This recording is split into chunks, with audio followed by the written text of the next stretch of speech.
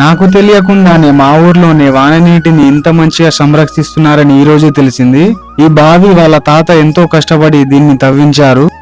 ఈ రోజు మనం చూస్తే బావిలో నీళ్లు రావట్లేదనే ఉద్దేశంతో దాదాపు 90% బావులను ఇవి పనికి రావని వాటిని జేసీబీతో పూడ్చేసి దాని మీద పంటలు పండిస్తున్నారు. కానీ ఈ రైతు మాత్రం తన తాతయ్య ఇచ్చిన ఆస్తిలాగా భావించి వర్షం పడ్డ ప్రతిసారి కొన్ని లక్షల లీటర్లను భూమిలోకి ఇంకిస్తూ తనకు అవసరమైనప్పుడు మోటార్ ద్వారా పొలానికి వర్షం నీళ్లను ఉపయోగించుకుంటున్నాడు.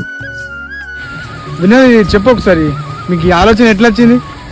నాకు ఈ ఆలోచన ఎందుకు వచ్చిందని అడిగే బదులు మీకెందుకు రాలేదని సిగ్గుపడండి. అంటే మీది నుంచి ఇట్లా మాకు దిగుడు మొత్తం దిగుడు ఉంది అన్నట్టు.